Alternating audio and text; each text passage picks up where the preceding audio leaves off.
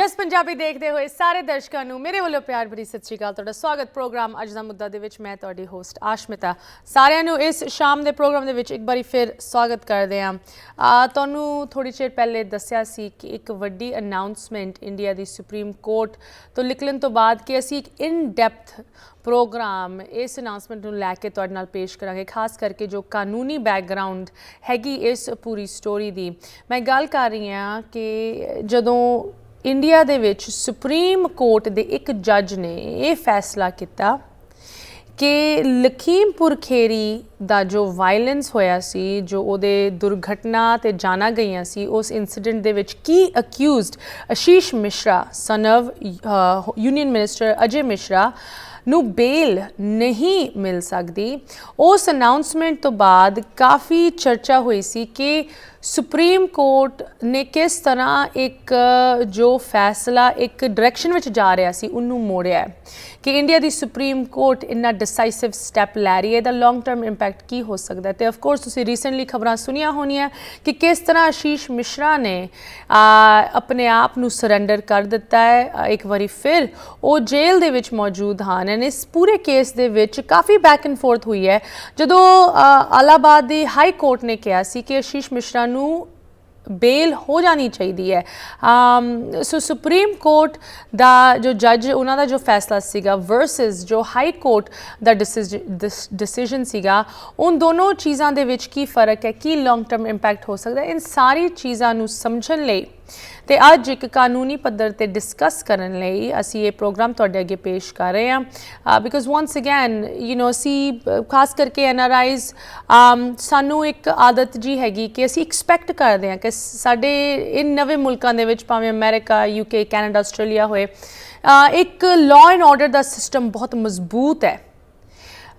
But ਇਹ same law and order ਦੀ ਜਦੋਂ ਅਸੀਂ ਗੱਲ ਇੰਡੀਆ ਨੂੰ ਲੈ ਕੇ ਕਰਦੇ ਹਾਂ, ਸਾਡਾ ਵਿਸ਼ਵਾਸ ਜਾਂ ਉੱਠ ਜਾਂਦਾ ਹੈ ਕਿ ਉੱਥੇ ਦਾ ਕਾਨੂੰਨ ਤਾਂ ਲੋਕਾਂ ਦੀ ਹੱਕ ਦੀ ਗੱਲ ਨਹੀਂ ਹਮੇਸ਼ਾ ਕਰਦਾ। ਬਟ ਐਤਕੀ ਲੱਗ ਰਿਹਾ ਹੈ ਕਿ ਇਸ ਸੁਪਰੀਮ ਕੋਰਟ ਦੇ ਜੱਜ ਦੇ ਫੈਸਲੇ ਦੇ ਨਾਲ ਸ਼ਾਇਦ ਇੱਕ ਵਾਰੀ ਫਿਰ ਲੋਕਾਂ ਦੀ ਹੱਕ ਦੀ ਗੱਲ ਹੋ ਰਹੀ ਹੈ। ਸੋ ਇਸ ਚੀਜ਼ ਨੂੰ ਸਮਝਣਾ ਖਾਸ ਕਰਕੇ ਗਹਿਰਾਈ ਦੇ ਵਿੱਚ ਬਹੁਤ ਜ਼ਰੂਰੀ ਹੈਗਾ, ਖਾਸ ਕਰਕੇ ਲਖੀਮਪੁਰ ਖੇਰੀ ਦੇ ਵਿੱਚ ਜਿਹਦੇ ਵਿੱਚ 8 ਜਾਨਾਂ ਗਈਆਂ ਸੀ। ਕਿਸਾਨ ਮੋਰਚੇ ਦਾ ਇੱਕ ਹਿੱਸਾ ਸੀਗਾ ਐਂਡ ਆਸ਼ੀਸ਼ ਮਿਸ਼ਰਾ ਦੀ ਗੱਡੀ ਨੇ ਬਹੁਤ ਹੀ ਬੇਰਹਿਮੀ ਦੇ ਨਾਲ ਉਨ ਪੀਸਫੁਲ ਪ੍ਰੋਟੈਸਟਰਸ ਨੂੰ ਤੁਸੀਂ ਕਹਿ ਲਓ ਕੁਚਲ ਦਿੱਤਾ, ਜੋ ਕਿ ਸਿਰਫ ਤਾਂ ਸਿਰਫ ਆਪ ਦਾ ਇੱਕ ਡੈਮੋਕ੍ਰੈਟਿਕ ਹੱਕ ਅਜਮਾ ਰਹੇ ਸੀ। ਉਹਦੇ ਵਿੱਚ ਕਿਸਾਨ ਵੀ ਸੀਗੇ, ਪੱਤਰਕਾਰ ਵੀ ਸੀਗੇ ਜਿਨ੍ਹਾਂ ਦੀ ਜਾਨਾਂ ਗਈਆਂ। ਸੋ ਇਸ ਕੇਸ ਦੇ ਵਿੱਚ ਹਲੇ ਵੀ ਇਨਸਾਫ ਬਾਕੀ ਹੈ।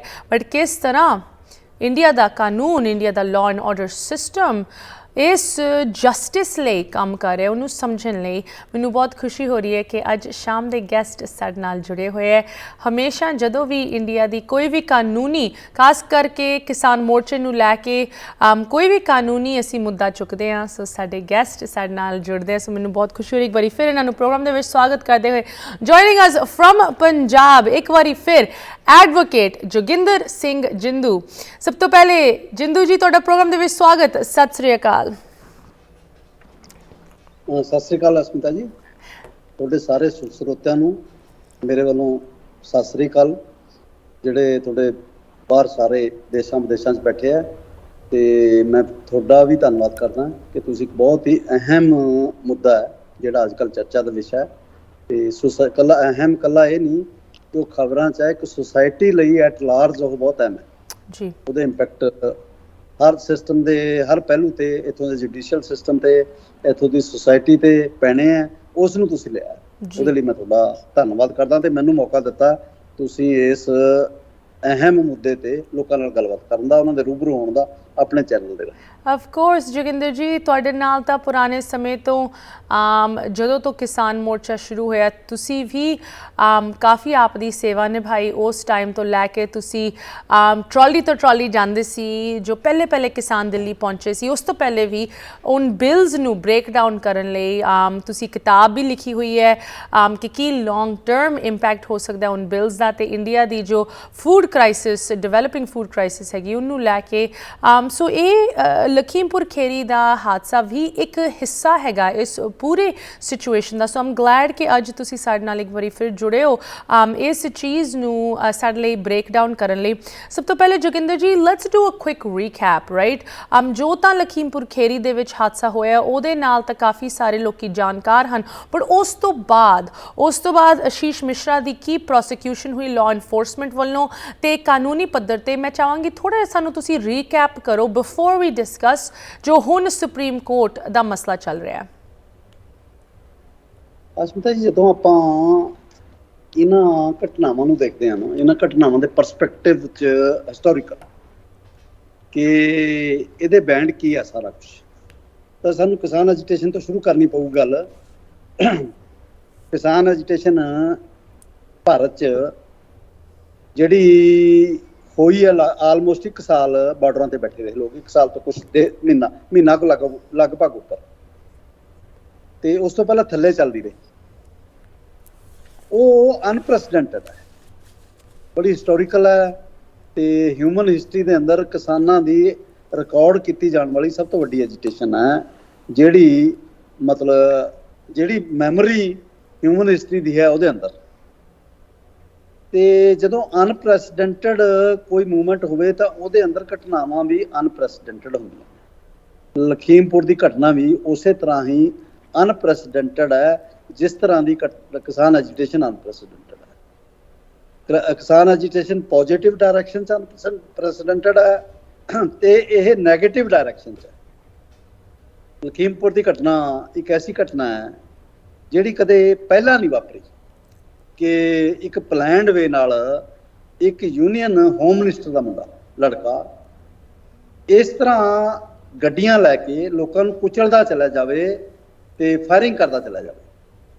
ਹੋਇਆ ਨਹੀਂ ਇੰਡੀਆ ਦੀ ਹਿਸਟਰੀ ਦੇ ਅੰਦਰ। ਅਨਫੋਰਚੂਨੇਟ ਪਾਰਟ ਇਹਦਾ ਇਹ ਹੈ ਕਿ ਉਹ ਉਸ ਮਿਨਿਸਟਰ ਦਾ ਬੇਟਾ ਹੈ, ਯੂਨੀਅਨ ਮਿਨਿਸਟਰ ਆਫ ਸਟੇਟ ਦਾ, ਜਿਹਦੇ ਕੋਲ ਹੋਮ ਅਫੇਅਰਸ ਹੈ, ਜਿਸ ਦੇ ਜ਼ਿੰਮੇ law and order the maintain ਕਰਨ ਦੀ ਜ਼ਿੰਮੇਵਾਰੀ ਹੈ। ਤੁਸੀਂ ਅੰਦਾਜ਼ਾ ਲਾਓ ਵੀ ਜਿਹਦੇ ਜ਼ਿੰਮੇ ਲਾਅ ਐਂਡ ਆਰਡਰ ਮੇਨਟੇਨ ਕਰਨ ਦੀ ਜ਼ਿੰਮੇਵਾਰੀ ਹੈ ਤੇ ਉਹਦਾ ਬੇਟਾ ਸ਼ਰੇਆਮ ਸਾਰੇ ਲਾਅ ਐਂਡ ਆਰਡਰ ਦੀਆਂ ਧੱਜੀਆਂ ਉਡਾ ਰਿਹਾ, ਇਸ ਤਰ੍ਹਾਂ ਦੇ ਹੀਨੀਅਸ ਕ੍ਰਾਈਮ ਕਰ ਰਿਹਾ, ਤੇ ਉਹ ਆਪਣੇ ਬੇਟੇ ਨੂੰ ਡਿਫੈਂਡ ਕਰ ਰਿਹਾ, ਤਾਂ ਸੁਸਾਇਟੀ ਲਈ ਕਿੰਨਾ ਅਨਫੋਰਚੂਨੇਟ ਹੋਊਗਾ ਇਹ ਸਾਰਾ ਕੁਝ ਜਿਹੜਾ ਵਾਕਿਆ। ਲਖੀਮਪੁਰ ਦੀ ਘਟਨਾ ਦੇ ਜਦੋਂ ਮੈਂ ਥੋੜਾ ਜਿਹਾ ਰੀਕੈਪਚੂਲੇਟ ਕਰਾਂ ਜੀ, ਤਾਂ ਇਹਦੇ ਪਿਛੋਕੜ 'ਚ ਜਾਵਾਂ ਤਾਂ ਇਹ ਨਵੰਬਰ 'ਚ ਸ਼ੁਰੂ ਹੁੰਦਾ ਹੈ ਕਿਸਾਨ ਮੋਰਚਾ। 26 ਨਵੰਬਰ 2020 ਨੂੰ ਕਿਸਾਨ ਮੋਰਚਾ ਜਿਹੜਾ ਸ਼ੁਰੂ ਹੁੰਦਾ ਹੈ ਜੀ। ਜੋਗਿੰਦਰ ਜੀ, ਹਾਂਜੀ ਪਲੀਜ਼ ਗੋ ਅਹੈਡ। ਹਾਂਜੀ ਟੈਲੀਫੋਨ ਆ ਰਿਹਾ ਸੀ ਵਿੱਚ, ਮੈਂ ਕੱਟਣਾ ਪਿਆ, ਨੋ ਵਰੀਜ਼, ਸੌਰੀ। ਅਜੇ ਮਿਸ਼ਰਾ ਨੇ ਇੱਕ ਉੱਥੇ ਪ੍ਰੋਟੈਸਟ ਜਦੋਂ ਹੋ ਰਹੇ ਸੀ ਤਾਂ ਇੱਕ ਕਿਤੇ ਬੋਲਦੇ ਹੋਏ ਕਿਸੇ ਇਕੱਠ ਦੇ ਅੰਦਰ ਕਿਹਾ ਸੀ ਕਿ ਤੁਸੀਂ ਬੰਦੇ ਬਣ ਜਾਓ, ਸੁਧਰ ਜਾਓ, ਨਹੀਂ ਤਾਂ ਫਿਰ ਅਸੀਂ ਤੁਹਾਨੂੰ ਸੁਧਾਰ ਦਿਆਂਗੇ। ਤੇ 2 ਮਿੰਟ ਵੀ ਨਹੀਂ ਲੱਗਣੇ ਤੁਹਾਨੂੰ ਸੁਧਾਰ ਲੱਗਿਆ ਸਾਨੂੰ। ਇੱਕ ਯੂਨੀਅਨ ਹੋਮ ਮਿਨਿਸਟਰ ਦੀ ਜਿਹੜੀ ਇਸ ਤਰ੍ਹਾਂ ਦੀ ਸਟੇਟਮੈਂਟ ਸੀ, ਬੜੀ ਡੇਂਜਰਸ ਸੀ। ਇਸ ਨੇ ਉਸ ਦੇ ਅੰਦਰ ਇੱਕ ਉਸ ਤਰ੍ਹਾਂ ਦਾ ਜਿਹੜਾ ਭੜਕਾਊ ਕੰਮ ਕੀਤਾ, ਤਾਂ ਇਹਦੇ ਖਿਲਾਫ ਪ੍ਰੋਟੈਸਟ ਕੀਤਾ ਸੀ 3 ਅਕਤੂਬਰ 2021 ਨੂੰ ਉੱਥੋਂ ਦੇ ਲੋਕਾਂ ਨੇ, ਜਿਹਦੇ 'ਚ ਕਿਸਾਨ ਐਜੀਟੇਸ਼ਨ ਦੇ ਲੀਡਰ ਸੀਗੇ, ਜਿਹੜਾ ਤਜਿੰਦਰ ਸਿੰਘ ਵਿਰਕ ਉੱਥੇ ਕਿਸਾਨ ਲੀਡਰ ਸੀ ਮੇਨ, ਜਿਨ੍ਹਾਂ ਨੇ ਆਰਗੇਨਾਈਜ਼ ਕੀਤਾ ਸੀ ਉੱਥੋਂ ਦੇ ਕਿਸਾਨਾਂ ਨੇ। ਤੇ ਇਹ ਹੋਇਆ ਵੀ 3 ਦਸੰਬਰ ਨੂੰ, ਕਿਉਂਕਿ ਉਹਨਾਂ ਨੇ ਇੱਕ ਦੰਗਲ ਲਾਇਆ ਹੋਇਆ ਸੀ ਆਪਣੇ ਪਿੰਡ ਦੇ ਅੰਦਰ, ਬਨਵੀਰਪੁਰ ਦੇ ਅੰਦਰ, ਜਿਹੜਾ ਮਿਸਟਰ ਅਜੇ ਮਿਸ਼ਰਾ ਦੇ ਜਿਹੜਾ ਯੂਨੀਅਨ ਮਿਨਿਸਟਰ ਹੋਮ ਹੈ ਉਹਦਾ ਪਿੰਡ ਹੈ। ਉੱਥੇ ਪਹੁੰਚਣਾ ਸੀ ਡਿਪਟੀ ਚੀਫ ਮਿਨਿਸਟਰ ਨੇ ਯੂਪੀ ਦੇ। ਉੱਥੇ ਉਹਨਾਂ ਨੇ ਜਿਹੜਾ ਹੈਲੀਪੈਡ ਬਣਾਇਆ ਸੀ, ਉਸ ਹੈਲੀਪੈਡ ਤੇ ਪ੍ਰੋਟੈਸਟ ਕਰਨ ਦਾ ਉਹਦੀ ਉਸ ਸਟੇਟਮੈਂਟ ਦੇ ਖਿਲਾਫ ਫੈਸਲਾ ਕੀਤਾ ਸੀ। ਤੇ ਜਦੋਂ ਹੈਲੀਪੈਡ ਤੇ ਦੇਖਿਆ ਕਿ ਇਕੱਠ ਬਹੁਤ ਜ਼ਿਆਦਾ ਹੋ ਗਿਆ, ਤਾਂ ਨਹੀਂ ਉਸ ਨੂੰ ਕੀਤਾ ਜਾ ਸਕਦਾ, ਤਾਂ ਉਹਨਾਂ ਨੇ ਉਹਦਾ ਰੂਟ ਬਦਲ ਲਿਆ ਸੀ। ਹੈਲੀਪੈਡ ਤੇ ਪ੍ਰੋਟੈਸਟ ਕਰਕੇ ਲੋਕ ਵਾਪਸ ਜਾ ਰਹੇ ਸੀ। ਇਸ ਤੋਂ ਜਿਹੜਾ ਉਹਦਾ ਮੁੰਡਾ ਹੈ ਆਸ਼ੀਸ਼ ਮਿਸ਼ਰਾ, ਮਿਸਟਰ ਅਜੇ ਮਿਸ਼ਰਾ ਦਾ, ਉਹ ਬੜਾ ਪ੍ਰੋਵੋਕ ਹੋਇਆ ਕਿ ਉਹਨਾਂ ਨੇ ਹਿੰਮਤ ਕਿਵੇਂ ਕੀਤੀ ਹੈ। 3 ਗੱਡੀਆਂ ਗਈਆਂ ਇਹਦੇ ਅੰਦਰ। ਪਹਿਲੀ ਗੱਡੀ ਜਿਹੜੀ ਥਾਰ ਸੀਗੀ ਮਹਿੰਦਰਾ, ਦੂਜੀ ਗੱਡੀ ਇਹਦੇ ਅੰਦਰ ਗਈ ਸੀਗੀ ਫੋਰਚੂਨਰ, ਤੇ ਤੀਜੀ ਸੀਗੀ ਜਿਵੇਂ ਤੁਸੀਂ ਕਿਹਾ ਸਕਾਰਪੀਓ ਦੇ ਅੰਦਰ ਨਾ ਥਾਰ ਦੇ ਅੰਦਰ ਸਵਾਰ ਸੀ ਅਜੇ ਮਿਸਰਾ ਦਾ ਬੇਟਾ। ਉਹ ਫਾਇਰਿੰਗ ਕਰਦਾ ਜਾ ਰਿਹਾ ਸੀ ਤੇ ਉਹਨਾਂ ਨੇ ਮਤਲਬ ਬੜੀ ਅਜੀਬ ਕਿਸਮ ਦੀ ਇਹ ਘਟਨਾ ਜਿਹੜੀ ਹੋਈ ਹੈ ਕਿ ਪਹਿਲੀ ਗੱਡੀ ਨੇ ਬੰਦੇ ਰੌਂਦ ਤੇ ਜਿਹੜੀ ਬੈਕ ਸਾਈਡ ਤੋਂ ਮਾਰੀ ਆ। ਉਹਨਾਂ ਨੂੰ ਬੰਦੇ ਜਿੱਧਰ ਨੂੰ ਜਾ ਰਹੇ ਸੀ ਉਸੇ ਪਾਸੇ ਤੋਂ ਗੱਡੀਆਂ ਆ ਰਹੀਆਂ ਸੀ ਪਿਛਲੇ ਪਾਸੇ ਤੋਂ ਰੌਂਦੀਆਂ ਹੋਈਆਂ ਲੰਘ ਗਈਆਂ ਉਹਨਾਂ ਨੂੰ। ਤੇ ਪਹਿਲੇ ਵਾਰੀ ਹੋਇਆ ਵੀ ਗੱਡੀ ਇੱਕ ਤਾਂ ਰੌਂਦ ਕੇ ਲੰਘ ਗਈ, ਦੂਜੀ ਗੱਡੀ ਵੀ ਜਿਹੜੇ ਮਤਲਬ ਲਾਸ਼ਾਂ ਪਈਆਂ ਜਾਂ ਜਿਹੜੇ ਜ਼ਖਮੀ ਪਏ ਆ ਉਹਨਾਂ ਦੇ ਉੱਪਰ ਨੂੰ ਜਾ ਰਹੀਆਂ ਦੋਨੋਂ ਗੱਡੀਆਂ। ਇਹ ਪਹਿਲਾਂ ਤਾਂ ਇਹਨਾਂ ਨੇ ਇਹਨੂੰ ਡਿਨਾਈ ਕੀਤਾ ਇਸ ਘਟਨਾ ਨੂੰ ਕਿ ਨਹੀਂ ਇਸ ਤਰ੍ਹਾਂ ਦੀ ਘਟਨਾ ਵਾਪਰੀ ਨਹੀਂ, ਮੇਰਾ ਬੇਟਾ ਜਿਹੜਾ ਹੈ ਉਹ ਹੈ ਹੀ ਨਹੀਂ ਸੀ ਉੱਥੇ ਜੀ। ਜਦੋਂ ਵੀਡੀਓਜ਼ ਆ ਗਈਆਂ, ਔਰ ਕਮਾਲ ਦੀ ਗੱਲ ਇਹ ਹੈ ਵੀ ਜਿਹੜੀ ਪਹਿਲੀ ਵੀਡੀਓ ਵਾਇਰਲ ਕੀਤੀ ਹੈ ਉਹ ਕੀਤੀ ਵੀ ਬੀਜੇਪੀ ਦੇ ਇੱਕ ਐਮਪੀ ਨੇ ਵਰਨ ਗਾਂਧੀ ਨੇ ਜੀ। ਤਾਂ ਵਾਇਰਲ ਹੋ ਗਈ ਤਾਂ ਸਥਿਤੀ ਚੇਂਜ ਹੋ ਗਈ ਕਿ ਪਹਿਲਾਂ ਤਾਂ ਕਹਿੰਦੇ ਸੀ ਵੀ ਉਹ ਪਥਰਾਓ ਕੀਤਾ ਉਹਨਾਂ ਨੇ, ਉਹ ਪ੍ਰਵੋਕ ਹੋਏ ਆ ਗੱਡੀਆਂ ਤੇ, ਉਹਨਾਂ ਨੇ ਗੱਡੀਆਂ ਨੂੰ ਉਲਟਾਇਆ। ਫਿਰ ਉਹ ਸਾਰਾ ਸੱਚ ਸਾਹਮਣੇ ਆ ਗਿਆ ਕਿ ਅਸਲ ਦੇ ਅੰਦਰ ਦੂਜੀ ਵੀਡੀਓ ਆ ਗਈ ਉਸ ਤੋਂ ਬਾਅਦ ਕਿ ਸੱਚ ਜਿਹੜਾ ਆਲ ਟੂਗੇਦਰ ਡਿਫਰੈਂਟ ਹੈ। ਜਿਹੜੇ ਕਹਿ ਰਹੇ ਆ ਉਹ ਸੱਚ ਨਹੀਂ ਹੈ। FIR ਲੌਜ ਹੋਈ, ਪਹਿਲੀ FIR ਜਦੋਂ ਲੌਜ ਹੋਈ ਹੈ ਉਸ ਪ੍ਰੈਸ਼ਰ ਦੇ ਅੰਦਰ, ਤਾਂ ਪਹਿਲੀ FIR ਦੇ ਅੰਦਰ ਉਹਨਾਂ ਨੇ ਡੈਥ ਕਾਜ਼ਡ ਬਾਈ ਨੈਗਲੀਜੈਂਸ ਦੇ ਦੋਸ਼ ਲਾਏ, ਮਰਡਰ ਤਾਂ ਨਹੀਂ ਲਾਇਆ, ਜਿਹਦੇ ਚ 304 ਹੈ IPC ਦੀ ਧਾਰਾ ਹਾਂਜੀ ਕਿ ਇਹਦੇ ਨਾਲ ਇਹ ਰੈਸ਼ ਡਰਾਈਵਿੰਗ ਨਾਲ ਨੈਗਲੀਜੈਂਸ ਨਾਲ ਡੈਥ ਕਾਜ਼ ਹੋਈ ਹੈ। ਵੇਅਰਐਜ਼ ਮਤਲਬ ਜਿਹੜੀ ਉੱਥੇ ਮਤਲਬ ਸਿੱਟ ਬੈਠੀ ਸੀ, ਜਦੋਂ ਪ੍ਰੈਸ਼ਰ ਲੋਕਾਂ ਦਾ ਨਾ ਬਣ ਗਿਆ ਤਾਂ ਸੁਪਰੀਮ ਕੋਰਟ ਨੂੰ 2 ਵਕੀਲਾਂ ਨੇ ਇੱਕ ਲੈਟਰ ਲਿਖਤਾ ਕਿ ਜਿਹੜੀ SIT ਯੂਪੀ ਗਵਰਨਮੈਂਟ ਨੇ ਬਿਠਾਈ ਹੈ ਉਹ ਕੰਮ ਨਹੀਂ ਕਰ ਰਹੀ, ਉਹ ਪਾਰਸ਼ਲ ਹੈ, ਫੇਵਰ ਨਹੀਂ ਕਰ ਰਹੀ, ਪ੍ਰੋਪਰ ਇਨਵੈਸਟੀਗੇਸ਼ਨ ਨਹੀਂ ਹੋ ਰਹੀ ਤੇ ਪ੍ਰੋਪਰ FIR ਦੇ ਜਿਹੜੇ ਦੋਸ਼ ਬਣਦੇ ਆ ਉਹ ਨਹੀਂ ਲਾਏ ਜਾ ਰਹੇ। ਤਾਂ ਸੁਪਰੀਮ ਕੋਰਟ ਨੇ ਉਹਦਾ ਨੋਟਿਸ ਲੈ ਕੇ ਸਪੈਸ਼ਲ ਸਿੱਟ ਬਣਾ ਦਿੱਤੀ ਜੀ, ਜਿਹਦੇ ਅੰਦਰ ਸੁਪਰੀਮ ਕੋਰਟ ਨੇ ਪਹਿਲੀ ਸਿੱਟ ਨੂੰ ਰੱਦ ਕਰਕੇ ਜਿਹੜੀ ਯੂਪੀ ਸਰਕਾਰ ਨੇ ਬਣਾਈ ਸੀ, ਜਿਹੜੀ ਲੋਕਲ ਲੈਵਲ ਦੇ ਅਫਸਰਾਂ ਦੀ ਸੀ। ਤੁਸੀਂ ਅੰਦਾਜ਼ਾ ਲਾਓ ਵੀ ਲੋਕਲ ਲੈਵਲ ਦੇ officer union home minister of state ਦੇ ਖਿਲਾਫ ਕਿਵੇਂ ਜਾ ਸਕਦੇ। ਉਹਨਾਂ ਨੇ ਫਿਰ ਜਿਹੜੀ ਸਿੱਟ ਬਣਾਈ ਉਹਦੇ ਅੰਦਰ ਜਸਟਿਸ ਰਾਕੇਸ਼ ਕੁਮਾਰ ਜੈਨ ਜਿਹੜੇ ਹਾਈਕੋਰਟ ਪੰਜਾਬ ਹਰਿਆਣਾ ਹਾਈਕੋਰਟ ਦੇ ਰਿਟਾਇਰਡ ਜਸਟਿਸ ਸੀਗੇ, ਉਹਨੂੰ ਮੋਨੀਟਰ ਕਰਨ ਲਈ ਲਾਇਆ। ਉਹਦੇ ਅੰਦਰ 3 ਉਹਨਾਂ ਨੇ IPS ਆਫੀਸਰ ਲਾਏ। 3 IPS ਆਫੀਸਰ ਜਿਹੜੇ ਲਾਏ ਸੀ ਉਹ ਯੂਪੀ ਕੇਡਰ ਦੇ ਨਹੀਂ ਸਨ, ਬੇਸ਼ੱਕ ਪੋਸਟਿੰਗ ਉਹਨਾਂ ਦੀ ਯੂਪੀ ਸੀ। ਇਸ ਗੱਲ ਦਾ ਵੀ ਧਿਆਨ ਰੱਖਿਆ ਗਿਆ ਵੀ ਜੇ ਯੂਪੀ ਦੇ ਕੇਡਰ ਦੇ ਹੋਣਗੇ ਕਿਤੇ ਇਨਫਲੂਐਂਸ ਨਾ ਹੋ ਜਾਣ। 3 ਜਦੋਂ IPS ਯੂਪੀ ਕੇਡਰ ਤੋਂ ਬਾਹਰਲੇ ਕੇਡਰ ਦੇ ਲਾਏ ਉਹ ਤੇ ਮੋਨੀਟਰ ਕਰਨ ਲਈ ਹਾਈਕੋਰਟ ਦਾ ਜੱਜ ਲਾਤਾ। ਉਸ ਸਿੱਟ ਨੇ ਇੱਕ ਬਹੁਤ ਲੰਬੀ ਚੌੜੀ ਰਿਪੋਰਟ ਦਿੱਤੀ ਜਿਹੜੀ 500 ਪੇਜ ਦੀ ਰਿਪੋਰਟ ਸੀ ਜੀ। ਉਸ ਸਿੱਟ ਨੇ ਕਿਹਾ ਕਿ ਇਹ ਡੈਥ ਕਾਜ਼ਡ ਬਾਈ ਨੈਗਲੀਜੈਂਸ ਨਹੀਂ ਹੈ, ਇਹ ਰੈਸ਼ ਡਰਾਈਵਿੰਗ ਦਾ ਕੇਸ ਨਹੀਂ ਹੈ ਜੀ, ਇਹ ਕ੍ਰਿਮੀਨਲ ਕਨਸਪੀਰੇਸੀ ਹੈ ਟੂ ਕਿਲ ਜੀ। ਕ੍ਰਿਮੀਨਲ ਕਨਸਪੀਰੇਸੀ ਦਾ ਕੇਸ ਔਰ 302 ਦਾ ਕੇਸ ਜਿਹੜੀਆਂ ਧਾਰਾਵਾਂ 302 ਮਰਡਰ ਤੇ 120 ਵੀ ਇੱਕ ਕ੍ਰਿਮੀਨਲ ਕਨਸਪੀਰੇਸੀ ਹੈ, ਉਹ ਬਾਅਦ ਚ ਐਡ ਹੋਈਆਂ ਜਦੋਂ ਉਸ ਸਿੱਟ ਨੇ ਰਿਪੋਰਟ ਦਿੱਤੀ ਹੈ ਕਿ ਧਾਰਾਵਾਂ ਐਡ ਕੀਤੀਆਂ ਜਾਣੀਆਂ ਚਾਹੀਦੀਆਂ। ਇਹਦੇ ਅੰਦਰ 307 ਐਡ ਹੋਏ। 307 ਹੁੰਦਾ ਹੈ ਅਟੈਂਪਟ ਟੂ ਮਰਡਰ ਹਾਂਜੀ, ਜਿਹੜੇ ਨਹੀਂ ਜਿਨ੍ਹਾਂ ਦੀ ਡੈਥ ਹੋਈ, 10 ਲੋਕ ਉਹਦੇ ਅੰਦਰ ਜ਼ਖਮੀ ਹੋਏ ਆ ਹਾਂਜੀ, 10 ਉਹ ਧਾਰਾ ਇਹਦੇ ਅੰਦਰ ਐਡ ਹੋਈ ਤੇ ਬਾਕੀ ਧਾਰਾਵਾਂ ਇਹਦੇ ਅੰਦਰ ਐਡ ਹੋਈਆਂ, ਜਿਹਦੇ ਕਰਕੇ ਫਿਰ ਇੱਕ ਨਵੀਂ ਦਿਸ਼ਾ ਇਸ ਨੇ ਲਈ। ਇਹ ਮਾਮਲਾ ਚਲਾ ਗਿਆ ਅੱਗੇ ਇਹਦੇ ਕੋਲ ਹਾਈ ਕੋਰਟ ਕੋਲੇ, ਇਲਾਹਾਬਾਦ ਦੀ ਹਾਈ ਕੋਰਟ ਕੋਲੇ। ਇਲਾਹਾਬਾਦ ਹਾਈ ਕੋਰਟ ਦਾ ਲਖਨਊ ਬੈਂਚ ਇਸ ਨੂੰ ਡੀਲ ਕਰਦਾ ਸੀ ਜੀ। ਲਖਨਊ ਬੈਂਚ ਦੇ ਜੱਜ ਨੇ ਜਦੋਂ ਬੇਲ ਦਾ ਕੁਐਸਚਨ ਆਇਆ ਤਾਂ ਬੜੀ ਮਤਲਬ ਵੈਸੇ ਅਜੀਬ ਜੀ ਗੱਲ ਹੈ, ਲੱਗਦਾ ਵੀ ਬੜਾ ਅਜੀਬ ਹੈ ਕਿ ਇੱਕ ਬੰਦਾ 5 ਬੰਦਿਆਂ ਦੇ ਇੱਕ ਦੋਸ਼ੀ ਹੈ 5 ਬੰਦਿਆਂ ਦੇ ਮਰਡਰ ਦੇ 8 ਟੋਟਲ ਡੈਥਸ ਹੋਈਆਂ ਹਾਂਜੀ। ਉੱਥੇ 3 ਡੈਥਸ ਉਹ ਕਹਿੰਦੇ ਆ ਮਤਲਬ ਉਹ ਵਿਸ਼ਾ ਇੱਕ ਉਹਦਾ ਉਹ ਕਹਿੰਦੇ ਆ ਵੀ ਇਹ ਲਿੰਚਿੰਗ ਕੀਤੀ ਹੈ ਮੌਬ ਨੇ ਜੀ ਜੀ।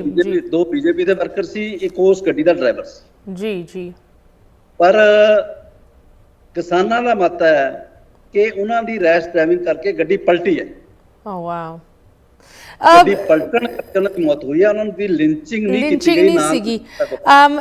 ਐਡਵੋਕੇਟ ਜਿੰਦੂ, ਜੋ ਇਹ ਹਾਈ ਕੋਰਟ ਦਾ ਇਲਾਹਾਬਾਦ ਹਾਈ ਕੋਰਟ ਦਾ ਫੈਸਲਾ ਹੋਇਆ ਹੈ, ਮੈਂ ਇਹਨੂੰ ਖਾਸ ਕਰਕੇ ਅਗਰ ਅਸੀਂ ਕੰਪੇਅਰ ਕਰਨਾ ਹੋਏ ਜੋ ਸੁਪਰੀਮ ਕੋਰਟ ਜੱਜ ਵੱਲੋਂ ਸਟੇਟਮੈਂਟ ਡਿਸੀਜਨ ਦਿੱਤਾ ਗਿਆ ਉਹਨੂੰ ਬ੍ਰੇਕ ਡਾਊਨ ਕਰਨ ਚਾਹੁੰਦੀ, ਉਹ ਕੰਪੇਅਰ ਕਰਨਾ ਚਾਹੁੰਦੀ ਹਾਂ।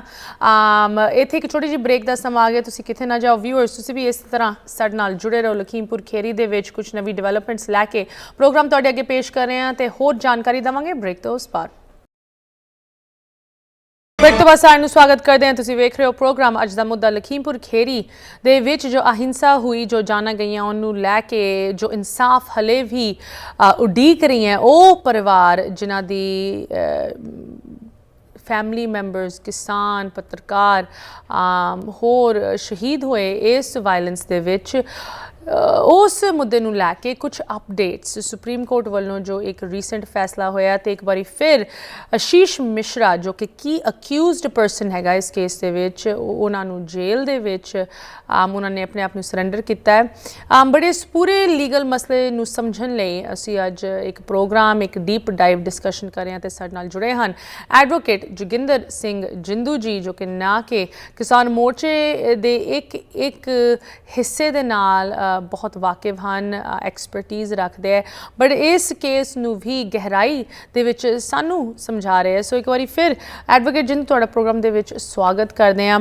ਐਡਵੋਕੇਟ ਜਿੰਦੂ ਜੀ, ਤੁਸੀਂ ਸਾਨੂੰ ਬ੍ਰੇਕ ਤੋਂ ਪਹਿਲੇ ਆਨਰੇਬਲ ਹਾਈ ਕੋਰਟ ਇਲਾਹਾਬਾਦ ਜੋ ਕਿ ਲਖਨਊ ਬੈਂਚ ਹੈਗਾ ਉਹਨਾਂ ਦੇ ਫੈਸਲੇ ਬਾਰੇ ਦੱਸ ਰਹੇ ਸੀ, ਜੋ ਤੁਸੀਂ ਆਪ ਆਪਣੇ ਮੂੰਹੋਂ ਕਿਹਾ ਕਿ ਕਿਸੇ ਨਾ ਕਿਸੇ ਹੱਦ ਤੱਕ ਅਜੀਬ ਜਿਹਾ ਫੈਸਲਾ ਸੀਗਾ। ਪਲੀਜ਼ ਸਾਨੂੰ ਇਹਦੇ ਬਾਰੇ ਹੋਰ ਦੱਸੋ। ਅਸ਼ਮਿਤਾ ਜੀ, ਲਖਨਊ ਬੈਂਚ ਨੇ, ਹਾਈ ਕੋਰਟ ਦੇ ਨੇ ਜਿਹੜੀ ਗੱਲਾਂ ਕੰਸੀਡਰ ਕੀਤੀਆਂ, ਉਹਨੇ ਪਹਿਲੀ ਗੱਲ ਕਹੀ ਹੈ ਕਿ ਜਿਹੜੀ ਡੈਥ ਹੈ ਉਹ ਕਹਿੰਦੇ ਫਾਇਰ ਆਰਮ ਨਾਲ ਹੋਈ ਹੈ ਜੀ, ਪਰ ਇੰਜਰੀ ਰਿਪੋਰਟਸ ਉਹ ਕਨਫਰਮ ਨਹੀਂ ਕਰਦੇ ਕਿ ਫਾਇਰ ਆਰਮ ਦੀ ਇੰਜਰੀਜ਼ ਸੀਗੀਆਂ। ਪਹਿਲਾ ਸਵਾਲ ਜੀ। ਦੂਜਾ, ਉਹਨਾਂ ਨੇ ਕਿਹਾ ਕਿ ਇਹ ਕਿਹਾ ਜਾਂਦਾ ਕਿ ਉਸ ਨੂੰ ਰੈਸ਼ ਡਰਾਈਵਿੰਗ ਲਈ, ਲੋਕਾਂ ਨੂੰ ਕ੍ਰਸ਼ ਕਰਨ ਲਈ ਆਸ਼ੀਸ਼ ਮਿਸ਼ਰਾ ਨੇ ਡਰਾਈਵਰ ਨੂੰ ਕਿਹਾ।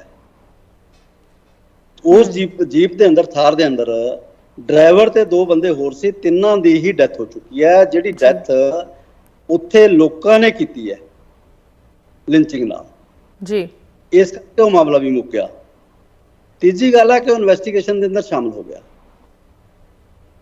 ਆਸ਼ੀਸ਼ ਮਿਸ਼ਰਾ ਜਿਹੜਾ ਇਨਵੈਸਟੀਗੇਸ਼ਨ ਦੇ ਅੰਦਰ ਸ਼ਾਮਲ ਹੋ ਗਿਆ, ਇਸ ਕਰਕੇ ਉਸ ਨੂੰ ਬੇਲ ਗ੍ਰਾਂਟ ਕੀਤੀ ਜਾਂਦੀ ਹੈ। ਇਹ ਫੈਸਲਾ ਜਦੋਂ ਸੁਪਰੀਮ ਕੋਰਟ ਕੋਲ ਗਿਆ, ਸਟੇਟ ਦਾ ਇੱਕ ਮਤਲਬ ਹੁੰਦਾ ਹੈ ਵਰਚੁਅਲੀ ਜਿਹੜੇ ਕ੍ਰਿਮੀਨਲ ਕੇਸ ਹੈ ਸਾਰੇ, ਕ੍ਰਾਈਮ ਜੇ ਕੋਈ ਕਰਦਾ ਉਹ ਸਟੇਟ ਦੇ ਅਗੇਂਸਟ ਕ੍ਰਾਈਮ ਹੁੰਦਾ, ਕਦੇ ਵੀ ਕ੍ਰਾਈਮ ਇੰਡੀਵਿਜੂਅਲ ਦੇ ਅਗੇਂਸਟ ਨਹੀਂ ਗਿਣਿਆ ਜਾਂਦਾ ਲਾਅ ਦੇ ਅੰਦਰ, ਕਿਉਂਕਿ ਸਟੇਟ ਹਰ ਕ੍ਰਾਈਮ ਦਾ ਜਦੋਂ ਆਵਾਜ਼ ਪੈਂਦੀ ਹੈ, ਕਿਸੇ ਦੀ FIR ਲਾਉ ਹੁੰਦੀ ਹੈ, ਸਟੇਟ ਵਰਸਿਸ ਅਕਿਊਜ਼ਡ ਹੁੰਦਾ ਵੀ ਫਲਾਣਾ, ਸਟੇਟ ਵਰਸਿਸ ਫਲਾਣਾ। ਇਹ ਵੀ ਸਟੇਟ ਵਰਸਿਸ ਆਸ਼ੀਸ਼ ਮਿਸ਼ਰਾ ਹੈ। ਤੇ ਇੰਡੀਵਿਜੂਅਲ ਦਾ ਰਾਈਟ 2008 ਤੱਕ ਬਹੁਤ ਜ਼ਿਆਦਾ ਨਹੀਂ ਸੀ ਰਿਹਾ ਸੁਣਿਆ ਜਾਣ ਦਾ, ਜਿਹੜਾ ਵਿਕਟਮ ਹੈ ਕ੍ਰਾਈਮ ਦਾ, ਕਿਉਂਕਿ ਉਹ ਇੱਕ ਸਾਇਲੈਂਟ ਸਪੈਕਟੇਟਰ ਹੁੰਦਾ ਸੀ, ਬੈਠ ਕੇ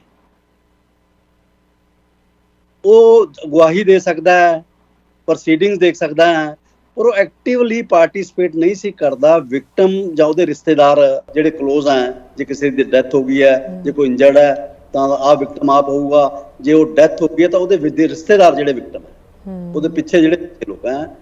ਪਰ CRPC ਦੇ ਅਮੈਂਡਮੈਂਟ ਹੋ ਗਈ ਕਿ ਜਿਹੜਾ ਵਿਕਟਮ ਹੈ ਉਹਦਾ ਰਾਈਟ ਹੈ ਹੀਅਰਿੰਗ ਦਾ ਜੀ, ਉਸੇ ਤਰ੍ਹਾਂ ਹੀ ਉਹ ਐਕਟਿਵਲੀ ਪਾਰਟਿਸਿਪੇਟ ਕਰ ਸਕਦਾ ਤੇ ਬੇਲ ਦੇ ਅੰਦਰ ਵੀ ਉਹਦਾ ਰਾਈਟ ਹੈ, ਪੂਰੇ ਟ੍ਰਾਇਲ ਦੇ ਅੰਦਰ ਉਹਦਾ ਰਾਈਟ ਹੈ, ਬੇਲ ਦੇ ਅੰਦਰ ਵੀ ਉਹਦਾ ਰਾਈਟ ਹੈ ਜੀ। ਇਹਦੇ ਅੰਦਰ ਜਦੋਂ ਸੁਪਰੀਮ ਕੋਰਟ ਕੋਲ ਮਾਮਲਾ ਹੈ ਗਿਆ, ਇਹ ਚਾਹੀਦਾ ਤਾਂ ਸੀ ਸਟੇਟ ਲੈ ਕੇ ਜਾਂਦੀ, ਇਸ ਕੇਸ 'ਚ ਸਟੇਟ ਨੇ ਅਪੀਲ ਨਹੀਂ ਕੀਤੀ ਹੈ ਹਾਈ ਕੋਰਟ ਦੇ ਆਰਡਰ ਤੇ, ਅਪੀਲ ਕੀਤੀ ਹੈ ਵਿਕਟਮ ਦੇ ਰਿਸ਼ਤੇਦਾਰਾਂ ਨੇ। SLP ਜਿਹੜੀ ਗਈ ਹੈ ਹਾਂਜੀ ਲਈ ਪਟੀਸ਼ਨ ਸੁਪਰੀਮ ਕੋਰਟ ਦੇ ਅੰਦਰ, ਉਹ ਜਗਜੀਤ ਸਿੰਘ ਵੱਲੋਂ ਗਈ ਜੀ, ਜਿਹੜਾ ਵਿਕਟਮ ਦੇ ਰਿਸ਼ਤੇਦਾਰ ਹੈ ਉਹਨਾਂ ਨੇ ਪਾਈ ਹੈ, ਇਹਨਾਂ ਨੇ ਨਹੀਂ ਪਾਈ ਹੈ। ਬੜੀ ਇਹਦੇ 'ਚ ਅਗਲੀ ਗੱਲ ਹੈ ਕਿ ਸਟੇਟ 2 ਨੰਬਰ ਤੇ, ਜਿੱਥੇ ਰੈਸਪੋਂਡੈਂਟ ਹੁੰਦੇ ਆ ਅਕਿਊਜ਼ਡ ਦੇ ਨਾਲ 2 ਨੰਬਰ ਤੇ ਸਟੇਟ ਹੈ ਜੀ। ਸਟੇਟ ਨੇ ਆਪਣਾ ਪੱਖ ਪੇਸ਼ ਕਰਨਾ ਸੀ ਤੇ ਉਹਨਾਂ ਨੇ ਆਪਣਾ ਪੱਖ ਪੇਸ਼ ਕਰਨਾ ਸੀ। ਇਸ ਦੇ ਅੰਦਰ ਦੱਸਿਆ ਗਿਆ ਸੁਪਰੀਮ ਕੋਰਟ ਨੇ, ਮਤਲਬ ਜਿਹੜਾ ਚੰਗੀ ਗੱਲ ਇਹ ਹੈ ਕਿ ਕਿਉਂਕਿ ਭਾਰਤ ਦੇ ਅੰਦਰ ਪਿਛਲੇ ਸਮੇਂ 'ਚ ਕੁਝ ਘਟਨਾਵਾਂ ਐਸੀਆਂ ਹੋਈਆਂ ਜਿਹਦੇ 'ਚ ਲੋਕਾਂ ਦਾ ਵਿਸ਼ਵਾਸ ਜਿਹੜਾ ਫੇਦ ਹੈ ਜੁਡੀਸ਼ੀਅਰੀ ਤੋਂ ਹਟਿਆ ਜੀ ਬਿਲਕੁਲ ਕਿ ਜੁਡੀਸ਼ੀਅਰੀ ਵੀ ਲੋਕਾਂ ਨਾਲ ਇਨਸਾਫ ਨਹੀਂ ਕਰ ਰਹੀ ਹੈ ਤੇ ਜੁਡੀਸ਼ੀਅਰੀ ਦੀ ਆਪਣੀ ਹਾਲਤ ਖਸਤਾ ਹੈ। ਜੁਡੀਸ਼ੀਅਰੀ ਵੀ ਸਰੈਂਡਰ ਕਰਦੀ ਜਾ ਰਹੀ ਹੈ ਪਾਵਰ ਦੇ ਮੂਹਰੇ। ਇਹ ਵਿਸ਼ਵਾਸ ਇੱਕ ਲੋਕਾਂ ਦਾ ਹਟਿਆ ਸੀ।